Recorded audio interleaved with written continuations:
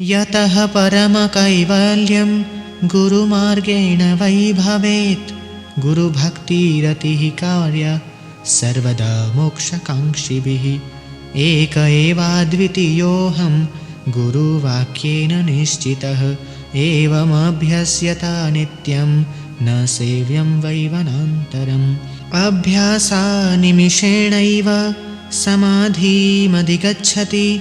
आजन्मजनितं पापं तत्क्षणादेव नश्यति।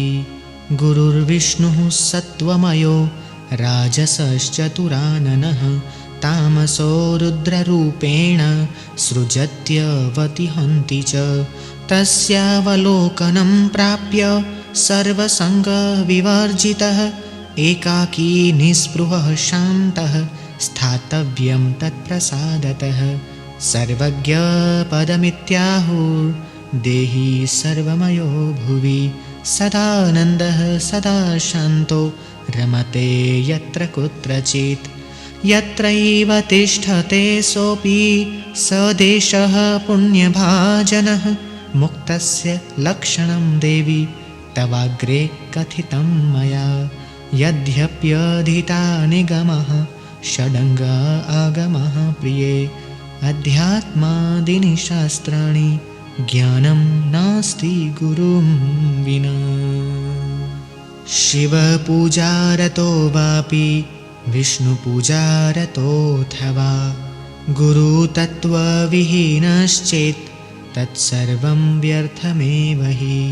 सर्वं स्यात् सफलं कर्म गुरुदीक्षा प्रभावतः।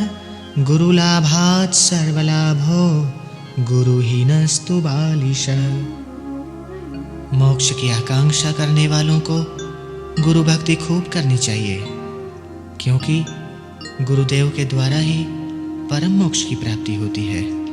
गुरुदेव के वाक्य की सहायता से जिसने ऐसा निश्चय कर लिया कि मैं एक और अद्वितीय हूँ और उसी अभ्यास में जो नित्यरत है, उसके लिए अन्य वनवास का सेवन आवश्यक नहीं है, क्योंकि अभ्यास से ही एक क्षण में समाधि लग जाती है और उसी क्षण इस जन्म तक के सब पाप नष्ट हो जाते हैं। गुरुदेव ही सतोगुणी होकर विष्णु रूप से जगत का पालन करते हैं, रजोगुणी होकर ब्रह्मा रूप से जगत का सर्जन करते हैं और तमोगुणी होकर शंकर रूप से जगत का संहार करते हैं। उन गुरुदेव का दर्शन पाकर, उनके कृपा प्रसाद से सर्व प्रकार की आसक्ति छोड़कर एकाकी, निष्प्रह और शांत होकर रहना चाहिए।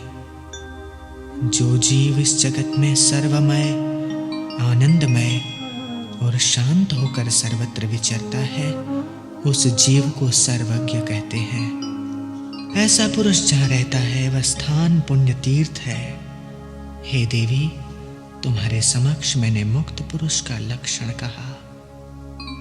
हे प्रिय, मनुष्य चाहे चारों वेद पढ़ ले, वेद के 6 अंग पढ़ ले, अध्यात्म शास्त्र आदि सर्व शास्त्र पढ़ ले, तो भी गुरु के बिना ज्ञान नहीं मिलता।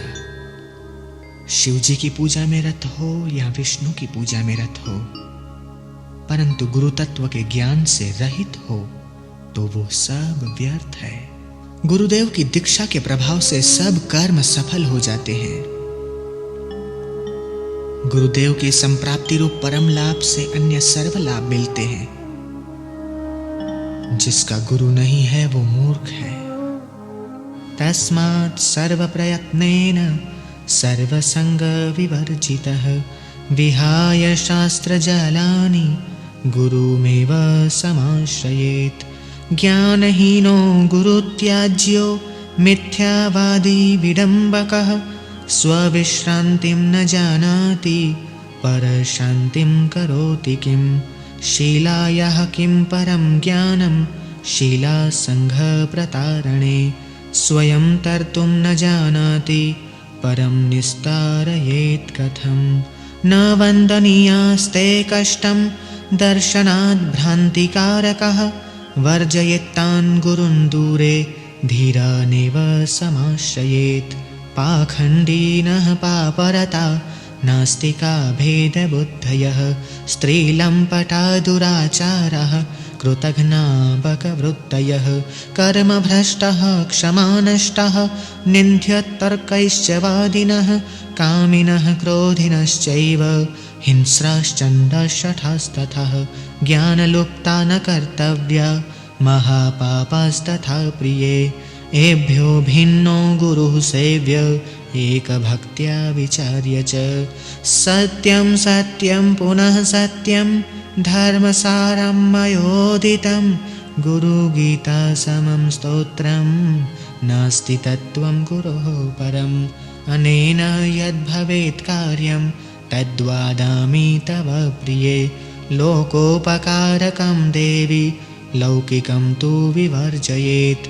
लौकिकाधर्मतो याति ज्ञानहीनो भवार्णवे। ज्ञानभावे च यत्सर्वं कर्म निष्कर्म शाम्यति। इसलिए सब प्रकार के प्रयत्न से अनासक्त होकर, शास्त्र की माया जाल छोड़कर गुरुदेव की ही शरण लेनी चाहिए। ज्ञान रहित, मिथ्या बोलने वाले और दिखावट करने वाले गुरु का त्याग कर देना चाहिए, क्योंकि जो अपनी ही शांति पाना नहीं जानता वो दूसरों को क्या शांति दे सकेगा। पत्थरों के समूह को तैराने का ज्ञान पत्थर में कहां से हो सकता है। जो खुद तैरना नहीं जानता वो दूसरों को क्या तैराएगा। जो गुरु अपने दर्शन से, दिखावे से शिष्य को भ्रांति में डालता है, ऐसे गुरु को प्रणाम नहीं करना चाहिए। इतना ही नहीं, दूर से ही उसका त्याग करना चाहिए। ऐसी स्थिति में धैर्यवान गुरु का ही आश्रय लेना चाहिए। हे प्रिय, पाखंडी, पाप में रत, नास्तिक, भेद बुद्धि उत्पन्न करने वाले, स्त्री लंपट, दुराचारी, नमक हराम, बगुले की तरह ठगने वाले, कर्म भ्रष्ट, क्षमा रहित, निंदनीय तर्कों से वितंडावाद करने वाले, कामी, क्रोधी, हिंसक, उग्र, शठ तथा अज्ञानी और महापापी पुरुष को गुरु नहीं करना चाहिए। ऐसा विचार करके ऊपर दिए हुए लक्षणों से भिन्न लक्षणों वाले गुरु की एक निष्ठ भक्ति से सेवा करनी चाहिए। गुरु गीता के समान अन्य कोई स्तोत्र नहीं है। गुरु के समान अन्य कोई तत्व नहीं है। समग्र धर्म का यह सार मैंने कहा है। यह सत्य है और बार बार सत्य है।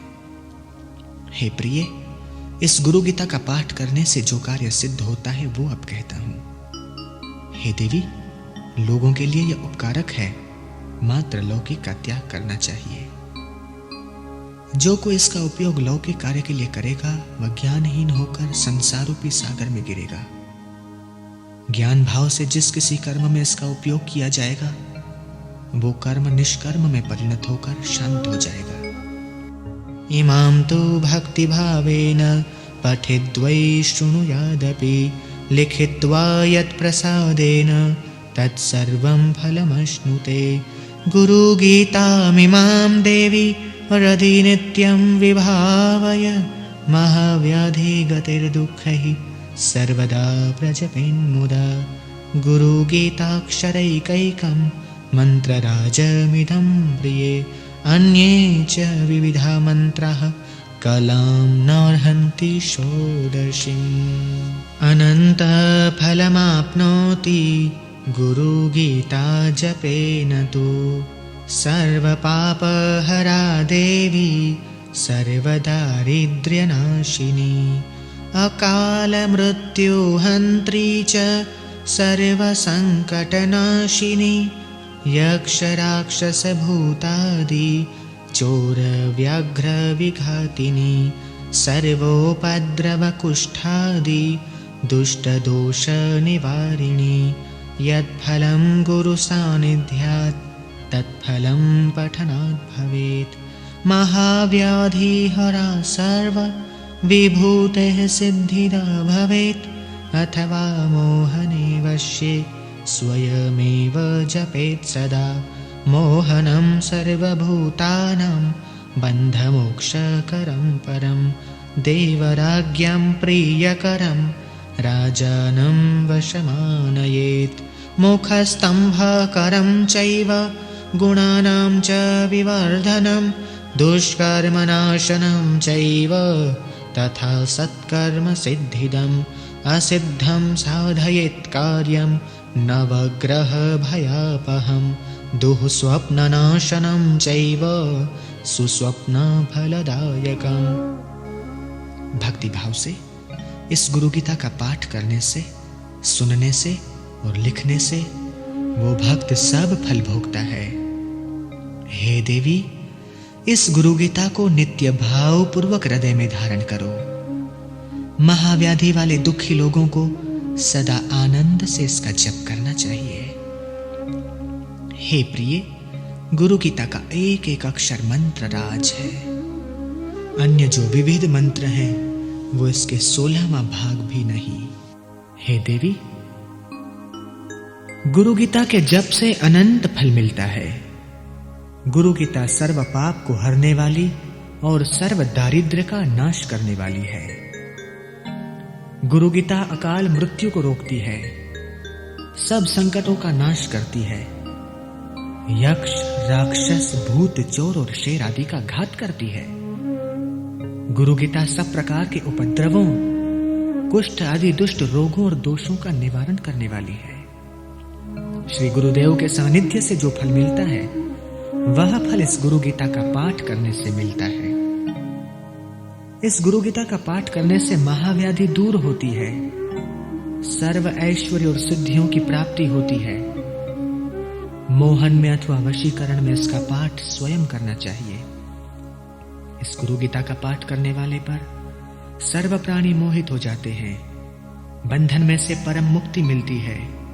देवराजेंद्र को वह प्रिय होता है और राजा उसके वश हो जाता है। इस गुरु गीता का पाठ शत्रु का मुख बंद करने वाला है, गुणों की वृद्धि करने वाला है, दुष्कृत्यों का नाश करने वाला और सत्कर्म में सिद्धि देने वाला है। इसका पाठ असाध्य कार्यों की सिद्धि कराता है,